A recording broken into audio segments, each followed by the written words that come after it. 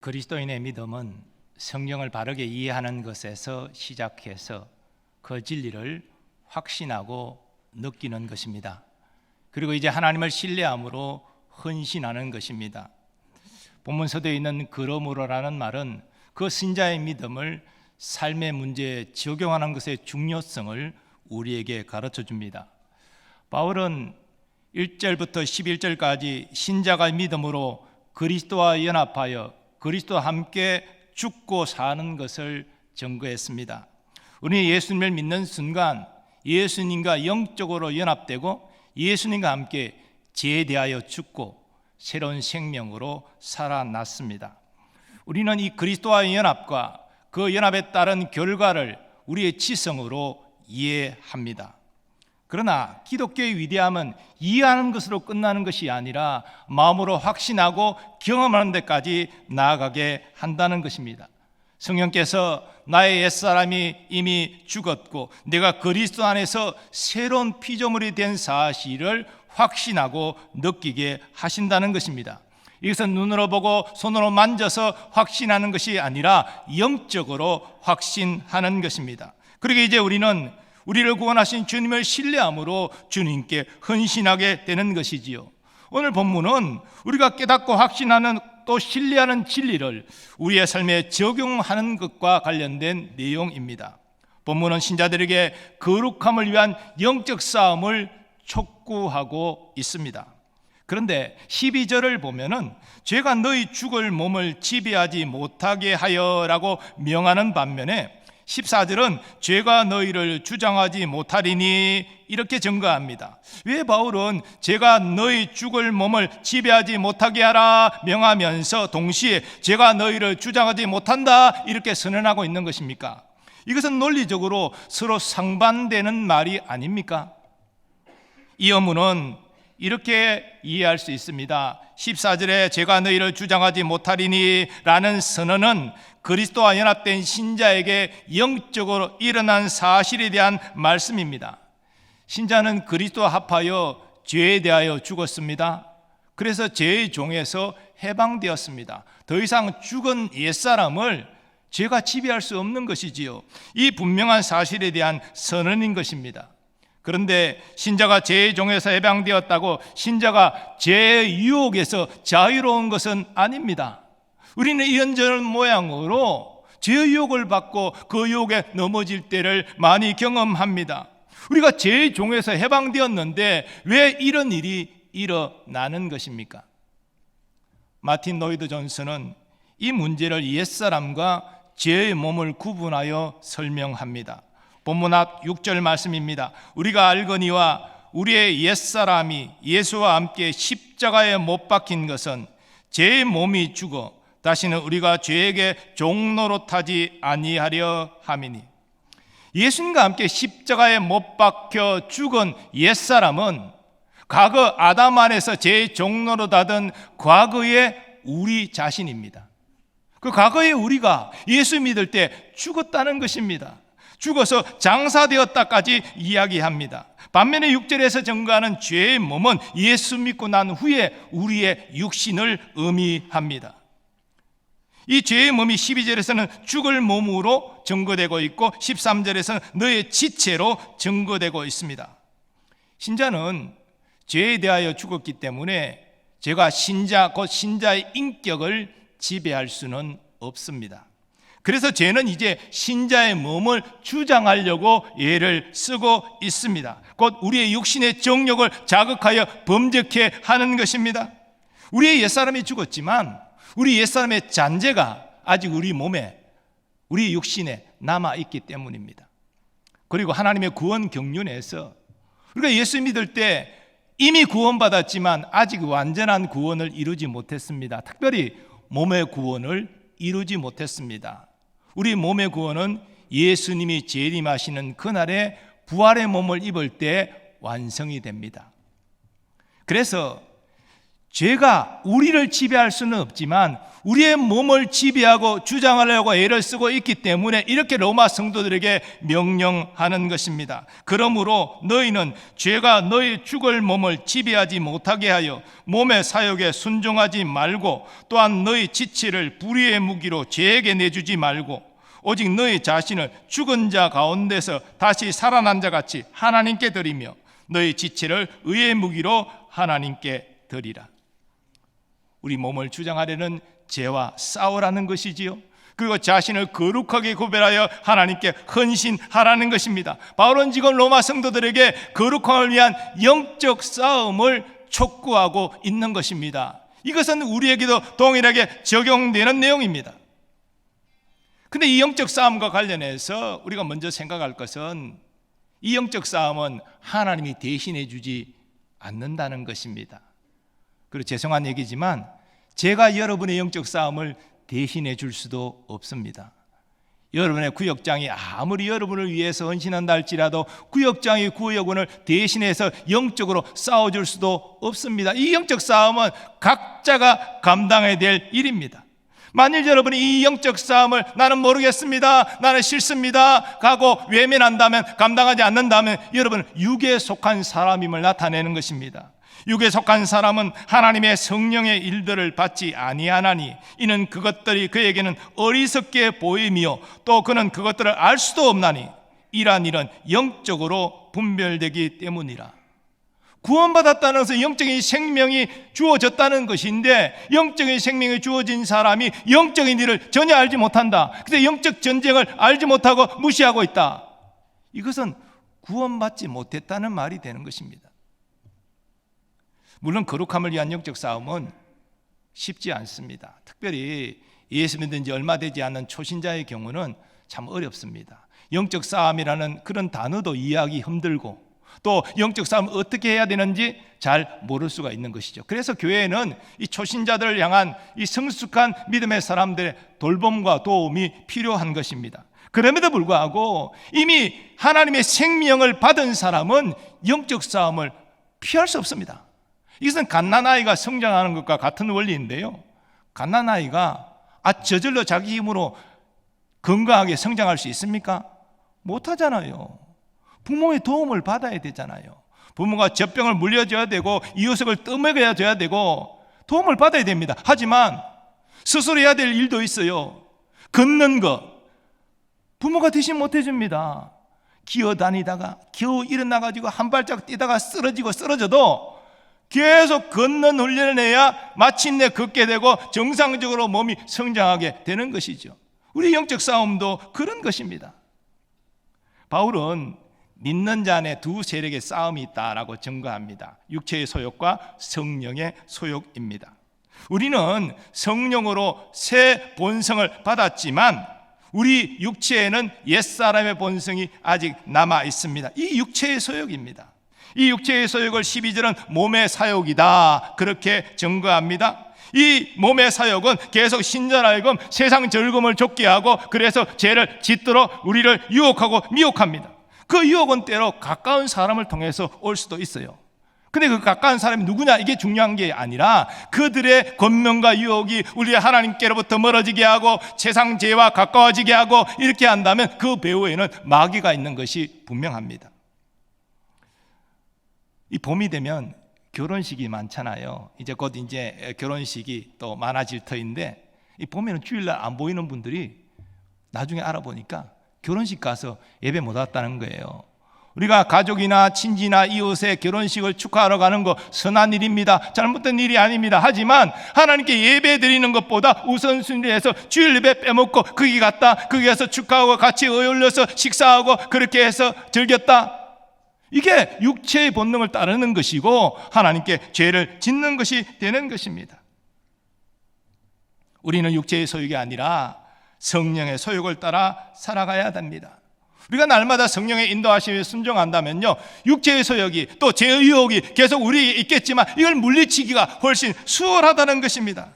그리고 우리가 이렇게 성령을 따라 행하면 점점 예수님의 아름다운 성품을 닮아가게 되는 것이지요. 그래서 하나님께 영광 돌리게 되는 것입니다. 바울은 이러한 성도의 거룩한 삶을 영적 예배라 그렇게 증거합니다. 그러므로 형제들아, 내가 하나님의 모든 자비하심으로 너희를 권하노니 너희 몸을 하나님이 기뻐하시는 거룩한 산 제물로 드리라. 이는 너희가 드릴 영적 예배니라. 근데 여러분, 우리가 머리로는 이런 말씀을 다 이해하고 아멘 동의하는데 실제로 하나님 말씀에 순종하여 사는 것이 쉽지 않다는 것이죠. 우리는 예수 믿는 지 오래되었지만 이런저런 이유 때문에 아직도 담배를 끊지 못하고 아직 술을 끊지 못하는 상태 가운데 있을 수 있습니다. 또 도박과 음란같이 거룩하지 못한 그런 악한 습관에 아직도 빠져 있을 수 있습니다. 그리고 습관적으로 거짓말하고 습관적으로 시기질투하고 습관적으로 다른 사람 험담하는 하나님 보시기에 아름답지 못한 모습이 여전히 우리 가운데 있을 수 있습니다. 이 모든 것들은 육신의 소욕을 따르는 것입니다. 하나님은 우리가 육신의 소욕을 따르지 않고 성령의 소욕을 따르기를 간절히 원하십니다. 근데 여러분, 우리가 이게 죄와 싸워 이기고 우리 자신을 의의 무기로 하나님께 드리는 이 영적 싸움은 단순히 우리의 의지와 결단만으로 안 된다는 거예요. 인간적인 힘만으로 안 된다는 거예요. 우리가 다 경험해 보지 않았습니까? 여러분 뭐 결심하고 노력하고 해봤지만 여러분의 그런 악한 습관들을 여러분의 힘으로 끊어내셨습니까? 어렵습니다. 영적인 싸움은 특별히 하나님이 주시는 능력으로만 감당할 수 있는 것입니다. 그래서 우리는 우리의 이 부족하고 연약한 모습을 하나님께 정직하게 아뢰면서 그 능력을 간절히 구해야 됩니다. 그 능력을 받을 때만이 우리가 이 영적 싸움에서 승리하여 우리 자신을 의의 도구로 하나님께 드릴 수 있는 것입니다. 하나님 나라는 말과 지식에 있는 것이 아니라 능력에 있는 것입니다. 이런 의미에서 성경은 하나님의 능력이 임하는 두 가지 영적 수단을 증거합니다. 먼저 성경은 말씀을 통해 하나님의 능력이 임한다고 증거합니다. 하나님의 말씀이 능력인 줄 믿습니다. 하나님이 어떻게 천지를 창조하셨어요? 말씀으로 창조하셨습니다. 하나님의 말씀이 우리를 영적으로 거듭나고 하나님의 자녀가 되게 합니다. 하나님의 말씀이 우리의 병든 영혼과 우리의 육신을 치유하여 줍니다. 하나님의 말씀으로 우리는 죄와 싸워 이길 수 있습니다. 예수님이 마귀의 세 가지 시험을 당하셨을 때 무엇으로 마귀를 물리치셨습니까? 하나님의 말씀으로 물리치셨습니다. 그래서 우리는 이 말씀을 붙잡아야 돼요. 우리가 예를 들어서 거짓말 한번 하면 세상적인 이득을 얻을 기회가 왔다. 유혹을 받는 것이지. 내가 그냥 한번 거짓말하면 내가 이득을 상당히 많이 챙길 수 있는데 그럴 수가 있잖아요. 그때 영적으로 깨어있는 사람은 하나님의 말씀을 떠올리고 이 말씀을 붙잡는 것입니다. 잠언 말씀, 하나님께서 거짓된 혀를 미워하신다. 이 말씀을 생각하고 이 말씀을 선포할 때 성령께서 깨닫게 하시는 거예요. 네가 지금 거짓말해서 이득을 얻으려고 하는 것 하나님이 기뻐하지 않는다. 네가 이득을 포기하고 거짓말하지 않고 정직하게 강하면 당장 이득을 얻지 못하더라도 하나님이 너를 아시고 보상해 주실 것이다. 이런 깨달음을 주시는 거예요. 그래서 거짓말할 유혹을 떨치고 나는 하나님의 자녀로서 당당하게 정직하게 행하겠다, 이렇게 나오는 거예요. 그런 인생을 하나님께서 귀하게 보시고 책임지신다는 것입니다. 성경은 여호와의 율법을 즐거워하여 취하러 그 율법의 말씀을 묵상하는 자가 복이 있다 증거합니다. 그래서 성경에 나타난 위대한 신앙인들, 또 교회 역사에 나타난 위대한 신앙인들은 한결같이 말씀을 가까이 하는 말씀의 사람들이었습니다. 자, 그런데 이 말씀 생활은 꾸준해야 되거든요. 근데 꾸준한 말씀 생활이 쉽지가 않아요. 연초가 되면 올해는 성경 1도가리라 결심하지만 창세기 출애굽기까지 잘 나가다가 레위기 하면 이게 무슨 말씀인지 잘 모르겠다, 에라 모르겠다, 신약으로 돌아가자. 신약을 읽어보니까 웬 족보가 이렇게 나오고 이게 무슨 말이냐, 이거 포기하자, 나는 성경과 체질이 안 맞는 모양이야. 이렇게 해서 이제 성경 1독을 또 중단하는 경우 얼마나 많습니까? 저도 옛날에 그랬어요.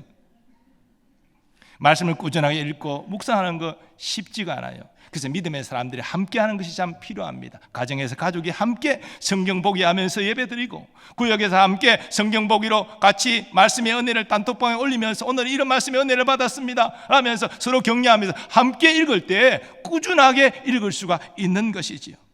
우리 교회가 하나님 말씀으로 충만하고 말씀을 사모하는 사람들로 많아지기를 바랍니다. 그럴 때 우리가 하나님의 말씀으로 능력을 받아서 죄와 싸워 이기고 의의 도구로 우리 자신을 하나님께 드릴 수 있게 될 줄 믿습니다. 두 번째로 성경은 기도를 통하여 하나님의 능력이 임한다고 증거합니다. 자, 말씀과 함께 갈 것이 바로 기도 생활입니다. 근데 기도도 꾸준해야 돼요. 어느 순간에 뜨겁게 기도하다가 또 어느 순간에 갑자기 차가워지고, 이거 하나님이 기뻐하시는 기도 생활 아닙니다. 성경은 성령 안에서 기도하라, 그리고 쉬지 말고 기도하라, 꾸준히 기도하라는 것입니다. 그럴 때 하나님의 능력을 받게 된다는 것이죠. 성경은 또 마귀가 우는 사자처럼 삼킬 자를 찾고 있다고 말하지 않습니까? 영적으로 깨어있지 아니하면, 기도하지 아니하면 이미 그냥 밥이 되어 있다는 것이죠. 마귀는 권세와 능력이 있는 자입니다. 우리가 영적으로 우리가 능력받지 않으면 이 마귀의 공격을 이길 수가 없는 것이지요. 늘 기도하여 하나님의 능력을 받는 우리가 되기를 원합니다. 예수 이름과 성령의 능력으로 마귀와 죄와 싸워 이기는 우리가 되기를 원합니다. 기도도요, 혼자 하지 마시고 같이 기도하세요. 새벽 기도 나와서 같이 기도하시고, 금요 성령 기도에 나와서 같이 기도하시고, 내가 부족할 때 다른 사람의 기도가 내 영적인 힘을 주기 때문에 같이 기도하면요, 내가 힘들 때도, 영적으로 힘들 때도 또 힘내서 기도할 수가 있는 것입니다. 그래서 우리는 꾸준히 기도해야 돼요. 그래야 우리가 영적으로 무장되고 죄와 싸워 이기고 하나님께 영광 돌리는 의의 도구가 될 수 있는 것입니다. 사랑하는 여러분, 연합의 교리를 참 어렵다고 말씀 많이 하시지만 저는 이것이 너무 중요하다고 생각을 합니다. 우리가 예수 믿을 때 영적으로 그리스도 한 몸으로 연합되었습니다. 이 연합을 다른 말로 말하면 내가 예수님 안에 안전히 거하고, 그리고 예수님 내 안에 살아계신다, 그래서 나를 도우신다, 바로 이것으로 요약할 수 있습니다. 아니, 예수님이 내 안에서 나를 도우시고 내가 예수님 안에 안전히 나의 구원을 보호받고 있다는 것보다 더 중요한 일이 어디 있습니까? 이것이 연합이에요. 예수 믿을 때 하나님의 은혜로 우리 예수님과 한 몸으로 연합되어서 이러한 복락을 누리고 있는 것입니다. 우리는 누가 뭐래도 하나님이 사랑하시는 자녀입니다. 그럼 어떻게 해야 됩니까? 하나님의 자녀답게 살아야 되는 것 아니겠어요? 그래서 바울이 지금 네가 죄에 대하여 죽고 하나님께 대하여 살았느냐, 그것을 확신하느냐 11절에서 말하고 12절부터 그러므로 죄가 너희 죽을 몸을 지배하지 못하게 하라. 몸의 사역에 순종하지 말라. 너의 지체를 불의의 무기로 드리지 말라. 오직 내 지체를 의의 무기로 하나님께 드리라. 이렇게 촉구하고 있는 것입니다. 이것은 한마디로 성도의 거룩한 삶을 요구하고 있는 것입니다. 우리가 독생자의 생명값으로 하나님이 사신 하나님의 것이기 때문입니다. 그러므로 이러한 거룩한 제물로 하나님께 드리기 위하여 말씀과 기도의 꾸준한 생활을 통하여 하나님의 능력을 받는 여러분 되시기를 축복합니다. 죄와 싸워 이길 능력은 하나님의 능력으로부터 오는 것입니다. 말씀에 순종하여 거룩한 의의 도구로 우리를 하나님께 은신할 수 있는 능력도 하나님께로부터 오는 줄 믿습니다. 성경의 위대한 인물 중에 다윗이 있지요. 다윗은 하나님 마음에 합한 자라는 그런 평가를 받은 위대한 인물입니다. 그런데 그도 믿음과 기도의 끈을 놓고 영적으로 방심하다가 아름다운 여인의 미모에 혹해서 간음죄를 짓고 이게 탈로 날 것 같자 그 남편을 치열한 전쟁터에 보내서 죽게 하는 그러한 죄를 지었습니다. 당시 전쟁 중이었잖아요. 고대 근동의 전쟁은 왕이 앞서서 군대를 이끌고 나와서 저쪽 왕과 싸우는 거예요. 그런데 전쟁터에 나가지 않고 부하 장수만 보내고 왕국에서 늦잠 자고, 내 이 나라가 이렇게 강대해졌으니 내가 대단한 인물이다, 이렇게 교만하다가 그런 간음죄, 살인죄 저지르고 마른 것입니다. 영적 교만은 멸망의 지름길입니다. 우리는 완전한 구원을 받지 못했어요. 죄가 우리를 유혹할 때 우리는 너무나 넘어질 때가 많아요. 연약한 존재예요. 이 연약함을 하나님께 겸손히 의지하면서 하나님의 도움을 구해야 됩니다. 꾸준한 말씀 생활, 기도 생활을 통하여 하나님 연약한 나를 주의 능력으로 붙잡아 주시고 나를 갖다가 주님 이 땅에서 죄의 도구가 아니라 의의 도구로 쓰임받게 해달라고 우리는 그렇게 주님을 의지하고 나아가야 됩니다. 하나님의 능력을 받고 우리가 성령으로 충만해질 때 우리는 죄와 싸워 이기고 거룩함으로 우리 자신을 하나님께 드릴 수가 있는 것입니다. 그래서 정리합니다. 성령 충만은 하나님의 말씀을 통해 임합니다. 성령 충만은 우리가 기도할 때 임합니다. 꾸준한 말씀 생활, 꾸준한 기도 생활 감당하시고 하나님의 능력으로 충만한 우리가 되기를 소망합니다. 성령 충만할 때 우리는 죄의 유혹을 물리칠 수 있습니다. 성령 충만할 때 우리는 육신의 헛된 욕망과 싸워 이길 수 있습니다. 성령 충만할 때 우리는 세상과 마귀와 싸워 이길 수 있습니다. 또 성령 충만할 때 우리는 하나님의 의의 도구, 영광의 도구가 될 수 있습니다.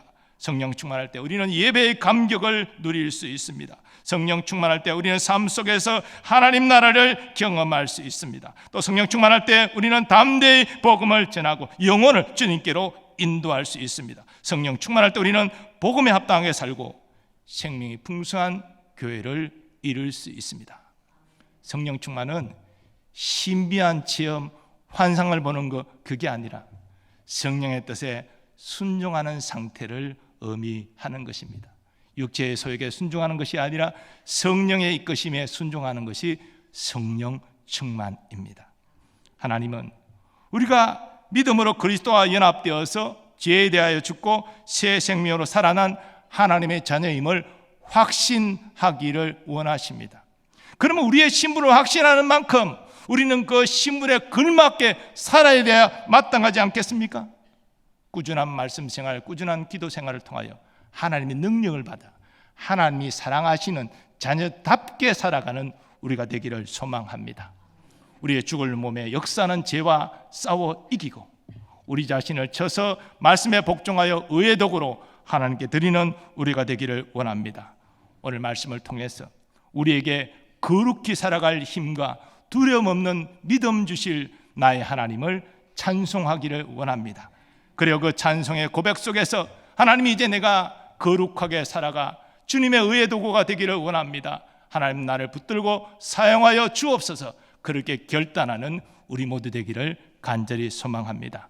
가능하신 분들은 자리에서 일어나셔서 우리의 결단의 고백을 담아서 찬양하도록 하겠습니다. 나의 하나님 찬양합니다.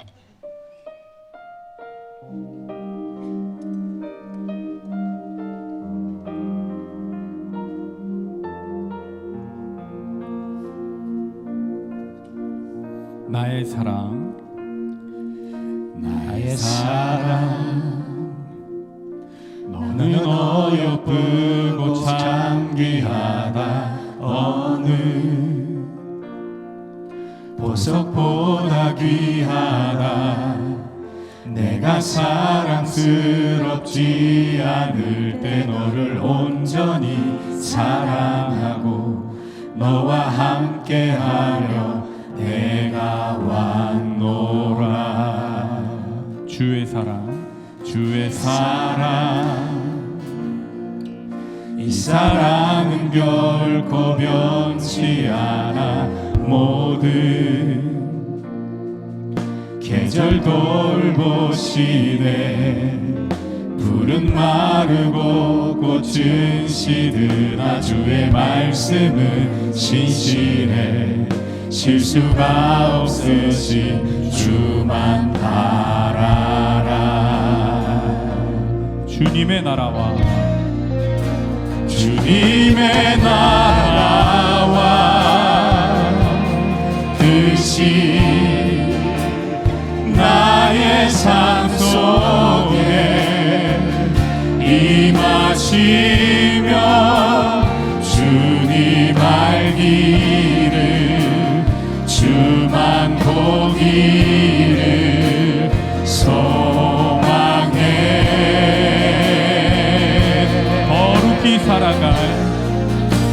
거룩히 살아갈 힘과 두려움 없는 믿음 주신 나의 하나님 완전한 사랑 찬양해. 주님의 나라와 뜻이 주님의 나라와 뜻이 나의 삶 속에 임하시며 주님 알기를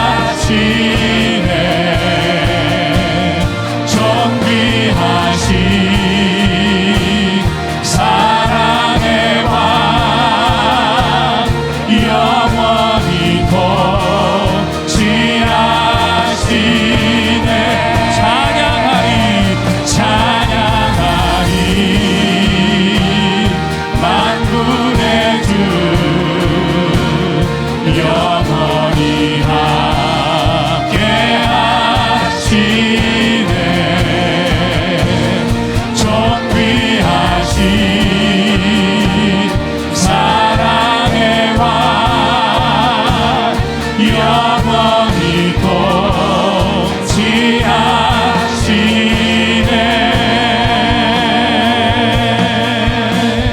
주님의 나라와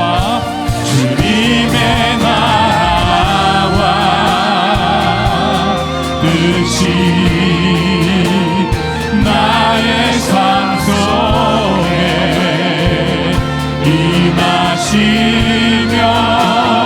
주님 알기를 주만 보기를 소망해. 거룩히 살아갈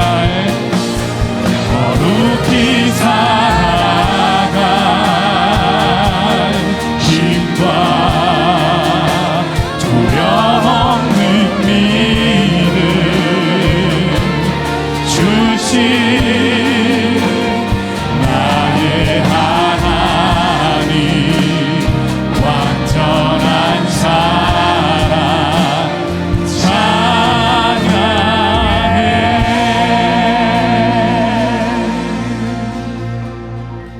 오늘 받은 말씀 의지하여 함께 기도하기를 원합니다.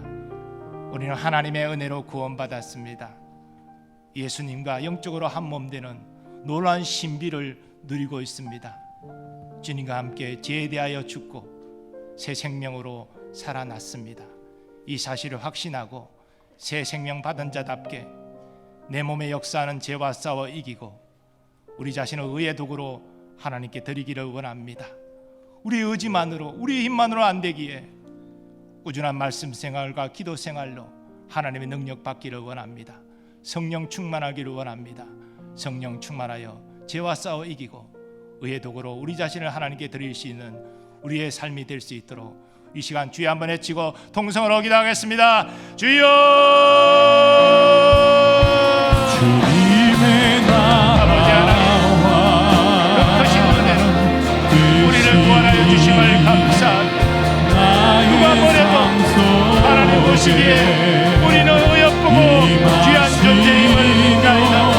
내가 예수님과 연합하여 제대하여 죽고 새 생명으로 살아났음을 확신합니다. 아버지 확신을 가지고 이제는 우리 믿음을 삶에 적용하며 살기를 원합니다. 하나님의 우리 안에서 육체의 설계 일어나고 우리를 세상적인 삶으로 이끌고 가지고 내릴 수가 있음을 경험합니다. 하나님 우리가 이 육체의 삶을 이길 수 있는 길은 하나님의 능력으로만 가능함을 우리가 고백하고 오 주여 약한 우리에게 주의 능력을 허락하여 주옵소서. 성령으로 충만하여 우리가 육신의 설계 아니라 성령의 인도하심에 순종할 수 있도록 오 우리를 주장하여 주옵소서. 이 땅 살아가는 동안 하나님의 의의 도구가 되는 기쁨을 누리게 하여 주옵소서. 하나님께 영광 돌리는 삶을 살게 하여 주옵소서. 오늘도 나를 사랑하시고 나와 함께 하시고 나를 인도하시는 주님을 신뢰하고 주님의 인도하심을 따라 내가 걷기를 원합니다. 오 나의 하나님 찬양합니다. 내게 주의 능력을 주셔서 이 아버지여 죄와 싸워 이기고 하나님 말씀의 기쁨을 순종하여 우리 인생을 의해도록 하나님께 드릴 수 있게 하여 주옵소서. 그러한 복된 인생, 그러한 복된 가정, 그러한 복된 교회를 이룰 수 있도록 오직 우리를 도와주옵소서. 은혜를 베풀어 주시옵소서. 주님을 신뢰합니다. 주님을 의지합니다. 아버지 주님과 동행하며 살게 하여 주시옵소서. 하나님의 영광을 올려드립니다. 주여 함께하여 주시옵소서.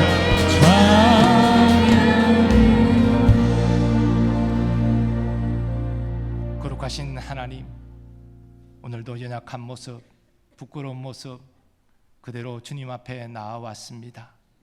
우리를 사랑하시는 주님을 신뢰함으로 우리의 병든 몸을 치유하여 주시기를 소원합니다. 우리의 상한 마음도 치유하시고 회복하여 주시옵소서. 침체된 우리의 영혼도 다시 믿음으로 일어설 수 있도록 주님 도와주옵소서. 하나님, 우리의 자녀 손들의 성장과 학업, 진학과 취업, 결혼과 잉태와 출산과 모든 것들이 하나님의 도우심과 인도하심 아래 있게 하여 주옵소서.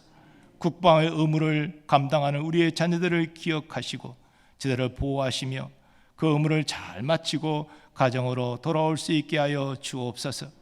오늘도 주의 은혜와 사랑에 감사함으로 주의 몸된 교회를 헌신하는 주의 일꾼들을 기억하시고 하나님 한량없는 은혜와 복을 내려 주옵소서.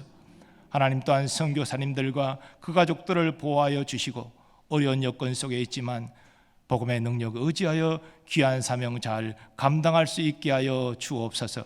우리나라 우리 민족이 여호와를 경외하는 나라와 민족 되게 하시고 조국 대한민국 여러 가지 어려움 가운데 있습니다. 공평과 저희가 하수가 저르는 정의로운 나라 되게 하여 주옵소서. 이 일에 하나님의 사람들이 거룩한 도구로 쓰임받게 하여 주시옵소서. 남북의 복음 통일, 평화 통일 속히 이루어 주셔서 이산 가족의 그 슬픔을 기쁨으로 바꾸어 주시고 남북의 성도들이 함께 기쁨으로 하나님께 예배할 수 있게 하여 주옵시며 예수님 재림하시는 그날까지 땅까지 주의 복음 전하는 선교 민족으로 쓰임받게 하여 주옵소서. 이제는 우리 주 예수 그리스도의 은혜와 하나님 아버지의 무한하신 사랑하심과 성령님의 역사하심과 교통하심이 하나님의 능력을 의지하여 죄와 싸워 승리하고 우리 자신을 거룩한 의의 도구로 하나님께 드리기를 소망하는 모든 주의 백성들의 삶의 범사 위에 이제로부터 영원까지 함께 하시기를 축원하옵나이다. 아멘.